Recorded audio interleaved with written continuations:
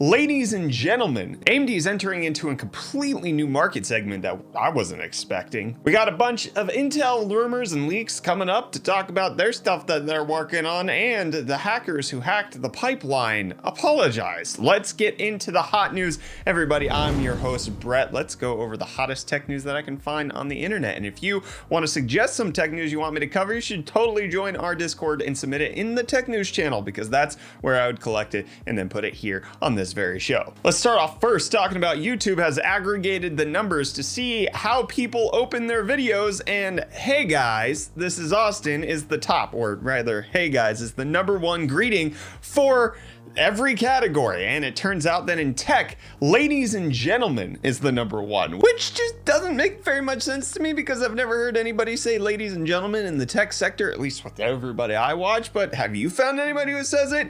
Let me know how you like our intro with me just jumping straight into the articles that we're going to be talking about. I want to hear from you. How do you like hot newses open? Should I just switch to hey guys, this is hot news? Which, here's the real hot tech news. AMD's entering into a completely new market segment with the RZ608 Wi-Fi 6E WLAN module, which I know is a mouthful, but let's talk about exactly what's going on here. So it was found out with the Aya Neo, the portable handheld console that AMD is partnering with the company on, that they actually are shipping them with something that we've never seen before. With the Ryzen 5 4500U mobile processor going into this handheld, it now has AMD's custom Wi-Fi chip, which has not been happening because typically you only have Intel or another company who's making them. So AMD's Wi-Fi 6E module is making its debut on the Aya Neo in the second batch of 2000 Aya Neo handhelds. This is a big deal because it allows AMD to start integrating everything all in one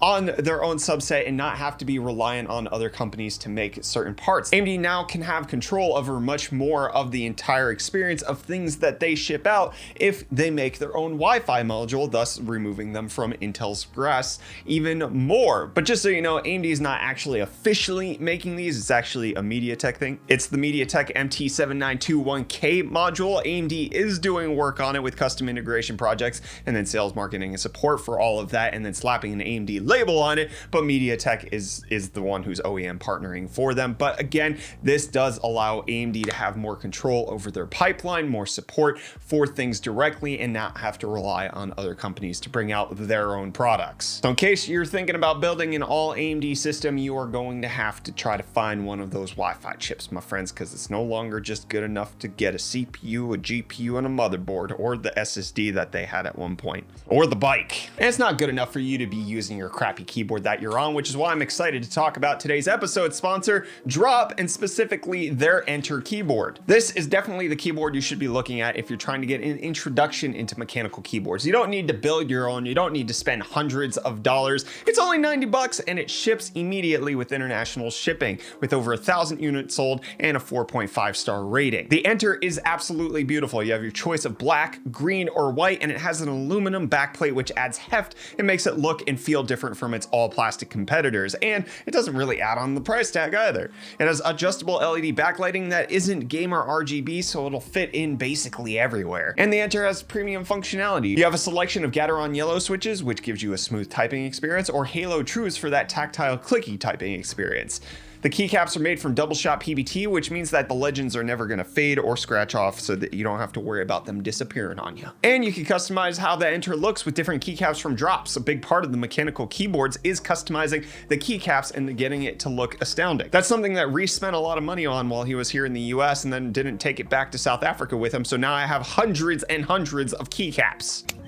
Boy. And trying is believing, so Drop has a generous 30-day no questions asked return policy. Big thanks to Drop for sponsoring today's video. Go check out the Enter at the link in the video description, my friends. Now let's talk about some more areas that we weren't expecting AMD to launch into, which is the Rembrandt APUs, because there's been indication that Zen 3 Plus, which is kind of the half step between where we are on CPUs and the next one, got kiboshed. It's canceled. It's not coming out ever again. Well, according to the latest reports, that's true for CPUs, but for APUs, well, it's going to be coming to the Rembrandt APUs. There's some indication that this Ryzen Ryzen 7000 series might be an APU only release, and that Ryzen 8000 will actually be Zen 4. And the GPUs are looking to get upgraded as well, with having 12 RDNA 2 compute units as opposed to up to the 8 Vega compute units that you can get on the Ryzen 5000 APUs that are currently out there. It's a big improvement. This is a lot in speculation. It's also rumored that the Zen 3 Plus is supposed to be on 6 nanometers, which does give some credence to the rumor that we heard about previously that the PlayStation 5 is supposed to be put on the 6 nanometer process. But Ryzen 7000 APU only with Zen 3 Plus and RDNA 2 graphics, I'll take it. AMD can't bring it fast enough. Give me the best APU that you can give me. Let's talk about Intel's GPU, because there's board diagrams that have been leaked over on Igor's labs with regards to the DG2 128 execution GPU.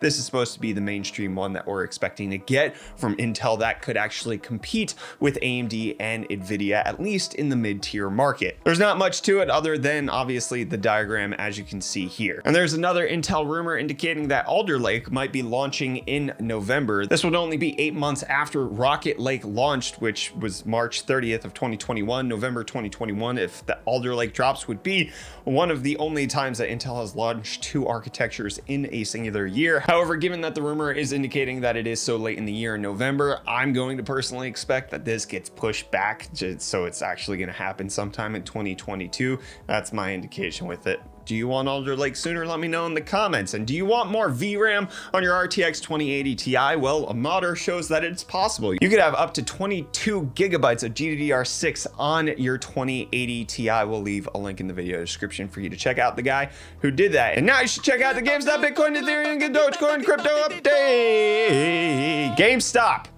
Dying, down 10%. Yikes. Bitcoin down 2%. Pathetic. Ethereum, however, having a huge day, up 5%, hit its all-time high of $4,200.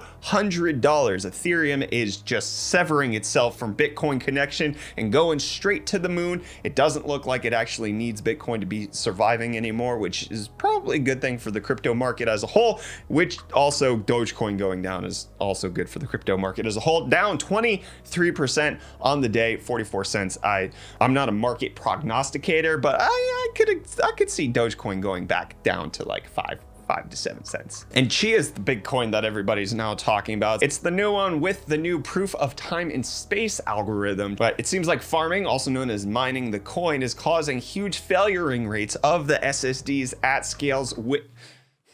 Just gonna pluralize and say things wrong. My driver's noting that Chia farmers in China are noticing that a typical 256 gig SSD barely lasts through 40 drive write days. 40 days on this coin, 80 days for a 512 and 160 days for a 1 terabyte. Obviously, if you got some enterprise grade SSDs that have way more read write cycles, that would be better for you. But Chia gonna wipe out all of the storage that you have, and they're just gonna have to continuously buy more, especially if all of the storage is dying. At least with GPUs, they didn't just like conk and die on you. The fans maybe, but not the actual physical like part that worked. And it didn't work. The Epic Games tried to get Sony to just give them all of their exclusive games on the Epic Games Store. It's now come out that they offered Sony $200 million for 4 to 6 titles. This was part of their tactic to get Sony and Microsoft first party titles, with them offering tons of cash to Sony themselves. With Microsoft, they had opening conversations and internal feedback from Microsoft saying things like the Xbox Game Pass is against what Epic Games Store is doing, and they are effectively bidding against them for content. It's very clear from how everything went down that Sony did not end up giving them their first party titles, with them coming out on Steam as well as the Epic Games Store. And in case you want a Harley Davidson, you can now buy it from Harley Davidson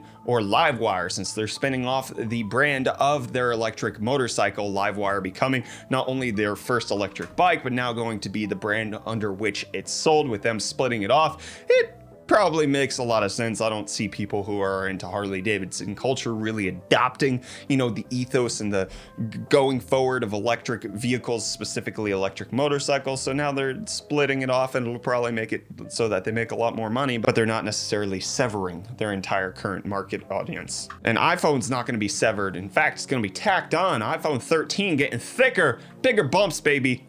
That's what we want from the iPhone 13. Thicker camera bumps, nearly double the camera bump size on the iPhone 13 Pro, allegedly, versus the iPhone 12 Pro. But the thickness not going up very much, 7.57 millimeters instead of the 7.4 on the iPhone 12 and 12 Pro. That's essentially the difference that you're looking at in the picture right there. Bigger camera bumps, baby. That's what I say all the time. And this is not something you hear all of the time. In yesterday's episode of Hot News, we reported that the Colonial Pipeline was hacked by some ransomware.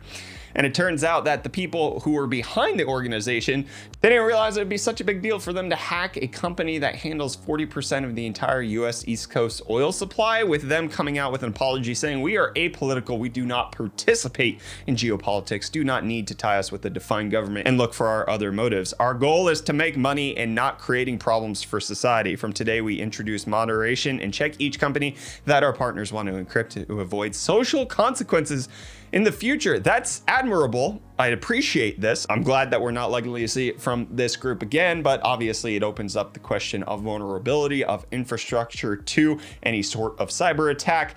But also, if you're locking companies down and trying to make money from them via extortion, that's creating problems for society. Ford doesn't want to disconnect with anything, although my segues are disconnected here. Ford announcing that their first electric pickup is going to be called the Ford F-150 Lightning. That's all you need to know.